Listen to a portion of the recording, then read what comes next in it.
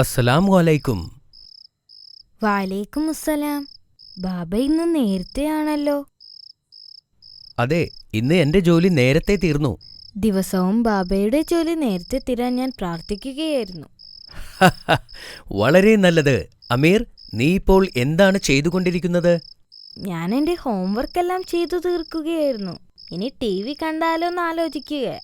That is good. എന്നാൽ നമുക്ക് ഒരുമിച്ചിരുന്ന് TV കാണാം.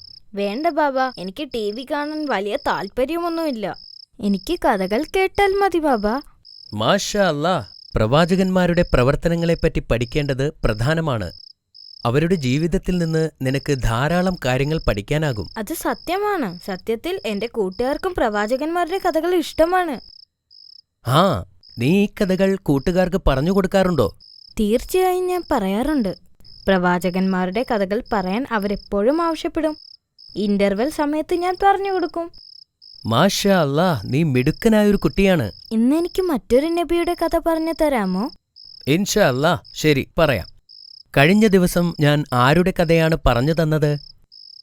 ഇന്നലെ ബാബ സുലൈമാൻ നബി അലൈഹിസ്സലാമിന്റെ കഥയാണ് പറഞ്ഞു തന്നത്. അടുത്തതായി ഞാൻ ഇസയ്യ നബിയുടെ കഥയാണ് പറയാൻ പോകുന്നത്. നീ ശ്രദ്ധിച്ചു കേൾക്കണം. അതാരാണ് ബാബ? ദാവൂദ് നബിയുടെ കാലശേഷം ജീവിച്ചിരുന്ന പ്രവാചകനാണ് അദ്ദേഹം.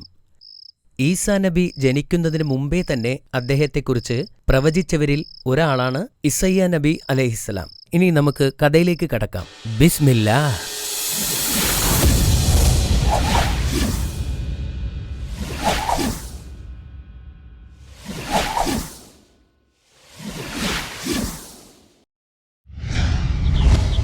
ഹസ്കിയ രാജാവ് ഭരണാധികാരിയായിരുന്ന കാലത്താണ് ഇസയ്യ നബി ജീവിച്ചിരുന്നത്. ഹസ്കിയ ഒരു നല്ല രാജാവായിരുന്നു. അദ്ദേഹം അല്ലാഹുവിൽ വിശ്വസിച്ചിരുന്നു. പ്രവാചകൻ പറയുന്നത് ശ്രദ്ധിക്കുകയും പ്രവാചകനിൽ നിന്ന് ഉപദേശങ്ങൾ സ്വീകരിക്കുകയും ചെയ്തിരുന്നു. നല്ല ഒരു രാജഭരണത്തിന് കീഴിൽ രാജ്യം സമൃദ്ധമാവുകയും ആളുകൾ അദ്ദേഹത്തെ ഇഷ്ടപ്പെടുകയും ചെയ്തിരുന്നു. ഒരു ദിവസം രാജാവ് കാലിന് അസുഖം ബാധിച്ച് കിടപ്പിലായി. ഈ സമയത്താണ് ഞെട്ടിക്കുന്ന ആ വാർത്ത കേട്ടത്. ഒരു ദൂതൻ കൊട്ടാരത്തിൽ ഓടിച്ചെന്ന് വിളിച്ചു പറഞ്ഞു, ബാബിലോണിലെ രാജാവായ സീനാരിബ് നമ്മെ ആക്രമിക്കാൻ വരുന്നു. അത് സത്യമായിരുന്നു. ദുഷ്ടനായ രാജാവ് സീനാരിബ് തന്റെ 6000-ഓളം വരുന്ന സൈന്യവുമായി ഇസ്രായേലിനെ സമീപിക്കുകയായിരുന്നു. ഈ വാർത്ത കേട്ട് രാജാവ് വിഷമിച്ചു. അദ്ദേഹം പ്രവാചകനോട് ചോദിച്ചു, സീനാരിബിനെയും സൈന്യത്തെയും കുറിച്ച് എന്താണ് അല്ലാഹു വെളിപ്പെടുത്തിയത്? അല്ലാഹു ഇതുവരെ ഒന്നും വെളിപ്പെടുത്തിയിട്ടില്ല, പ്രവാചകൻ പറഞ്ഞു. രാജാവ് സങ്കടപ്പെട്ടു. യുദ്ധം ചെയ്യേണ്ടി വന്നാൽ സുഖമില്ലാത്ത കാലുമായി പൊരുതാൻ അദ്ദേഹത്തിന് കഴിയുമായിരുന്നില്ല. ആ രാത്രിയിൽ പ്രവാചകൻ പ്രാർത്ഥിച്ചുകൊണ്ടിരുന്നപ്പോൾ അല്ലാഹുവിൽ നിന്നൊരു വെളിപ്പെടുത്തലുണ്ടായി.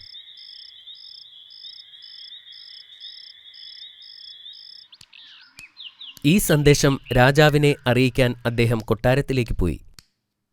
ഹസ്കിയയുടെ മരണം അടുത്തിരിക്കുന്നുവെന്നും അതുകൊണ്ട് ഒരു പിൻഗാമിയെ നിയമിക്കണം എന്നും അല്ലാഹു പ്രവാചകനോട് പറഞ്ഞതായി പ്രവാചകൻ രാജാവിനോട് പറഞ്ഞു. പ്രവാചകൻ ഇത് അദ്ദേഹത്തോട് പറഞ്ഞപ്പോൾ രാജാവ് ഖിബലയിലേക്ക് തിരിഞ്ഞു.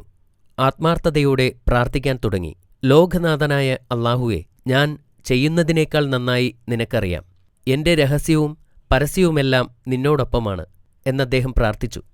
ഹസ്കിയയുടെ ആത്മാർത്ഥമായ പ്രാർത്ഥന കേട്ടപ്പോൾ അല്ലാഹുവിന് അദ്ദേഹത്തോട് കരുണ തോന്നി. അന്നു രാത്രി പ്രവാചകൻ പ്രാർത്ഥിക്കുമ്പോൾ അല്ലാഹുവിന്റെ സന്ദേശമുണ്ടായി. ഹസ്കിയയുടെ ജീവൻ 15 വർഷത്തേക്ക് കൂടി നീട്ടിയിരിക്കുന്നു. അതിന് അത്തിപ്പഴത്തിന്റെ നീര് രാജാവിന്റെ കാലിലെ മുറിവിൽ തേച്ചു കൊടുക്കണമെന്നാവശ്യപ്പെട്ടു. കൂടാതെ രാജാവിനെ ശത്രുക്കളിൽ നിന്ന് രക്ഷപ്പെടുത്തുമെന്നും അല്ലാഹു വെളിപ്പെടുത്തി. പിറ്റേന്ന് പ്രവാചകൻ ഈ സന്തോഷവാർത്ത അറിയിക്കാൻ രാജാവിന്റെ അടുത്തേക്ക് ഓടിപ്പോയി. ഇത് കേട്ടപ്പോൾ രാജാവിന് ഭയങ്കര സന്തോഷമായി. അല്ലാഹു കൽപ്പിച്ചതുപോലെ രാജാവ് അത്തിപ്പഴത്തിന്റെ നീര് മുറിവിൽ തേച്ചു. എന്തൊരത്ഭുതം! മുറിവുകൾ പെട്ടെന്നു തന്നെ സുഖപ്പെട്ടു. രാജാവിന് ഭയങ്കര സന്തോഷമായി. അദ്ദേഹം നിലത്തിരുന്നുകൊണ്ട് പ്രാർത്ഥിച്ചു, അല്ലാഹുവേ, നീ ക്ലേശിതരുടെ പ്രാർത്ഥനയ്ക്ക് ഉത്തരം നൽകുകയും കരുണ കാണിക്കുകയും ചെയ്യണമേ. പിറ്റേ ദിവസം തന്റെ പടയാളികൾ നിലത്ത് മരിച്ചു കിടക്കുന്നത് കണ്ട് സീനാരിബ് ഞെട്ടിപ്പോയി. പ്രവാചകനോട് വാഗ്ദാനം ചെയ്തതുപോലെ തന്നെ അള്ളാഹു പ്രവർത്തിച്ചിരിക്കുന്നു. രാജാവും അയാളുടെ 5 കൂട്ടാളികളുമൊഴിച്ച് മറ്റൊരാൾ പോലും അവരിൽ ജീവിച്ചിരിപ്പില്ല. ഹസ്കിയ രാജാവ് അവരെ തടവിലാക്കി തന്റെ രാജ്യത്തേക്ക് കൊണ്ടുപോയി. രാജാവ് സീനാരിബിനെയും കൂട്ടാളികളെയും 2 കൈയും പുറകിൽ കെട്ടി തൂണിൽ 70 ദിവസത്തോളം കെട്ടിയിട്ടു.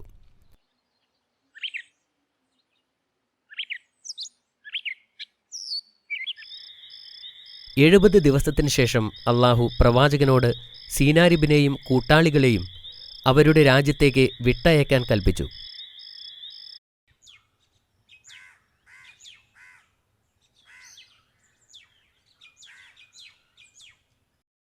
ഈ വിവരം രാജാവിനെ അറിയിച്ചപ്പോൾ ഉടൻ തന്നെ അവരെ വിട്ടയച്ചു.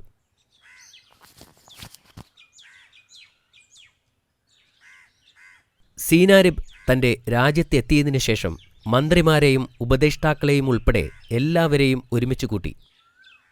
എന്നിട്ട് അയാൾ സംഭവിച്ചതെല്ലാം, സൈനികർ കൊല്ലപ്പെട്ടതും 70 ദിവസം അവരെ കെട്ടിയിട്ടതുമെല്ലാം അവരോട് പറഞ്ഞു.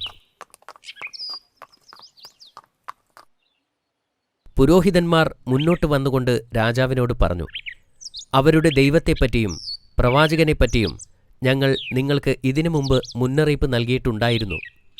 പക്ഷേ താങ്കളത് ചെവിക്കൊണ്ടില്ല. മറ്റൊരാൾ പറഞ്ഞു, ആ രാജ്യത്തെ തോൽപ്പിക്കാൻ ആർക്കും കഴിയില്ല. സീനാരിബ് ഇപ്പോൾ ശരിക്കും ഭയപ്പെട്ടു. വീണ്ടും പ്രവാചകന്റെ ദേശത്തെ ആക്രമിക്കുന്നതിനെക്കുറിച്ച് ഒരിക്കൽ പോലും ചിന്തിച്ചില്ല. മാഷാ അല്ലാ, ഈ കഥ എനിക്ക് വളരെ ഇഷ്ടപ്പെട്ടു. നിനക്ക് ഇഷ്ടപ്പെട്ടതിൽ എനിക്ക് അതിയായ സന്തോഷമുണ്ട്. ഹസ്കിയ ഒരു നല്ല രാജാവായതുകൊണ്ടാണോ അള്ളാഹു ഇത്രയധികം സഹായിച്ചത്? അതേ മോനെ, അദ്ദേഹം നല്ലൊരു മുസ്ലിമും അള്ളാഹുവിന്റെ വിശ്വസ്തനായ അനുയായിയുമായിരുന്നതുകൊണ്ടാണ് അത്. ഇനി ചോദ്യം ചോദിക്കട്ടെ? ചോദിച്ചോളൂ. എങ്കിൽ പറയൂ, ഇസ്രായേലിനെ ആക്രമിച്ച രാജാവിന്റെ പേരെന്താണ്? ബാബിലോണിലെ രാജാവായ സിനാരിബ് അല്ലേ? അത് ശരിയാണ്. ഹസ്കിയായുടെ അസുഖം എന്തായിരുന്നു? അദ്ദേഹത്തിന്റെ കാലിൽ ഒരു വലിയ മുറിവായിരുന്നു. പ്രവാചകനോട് അള്ളാഹു എന്താണ് വെളിപ്പെടുത്തിയത്?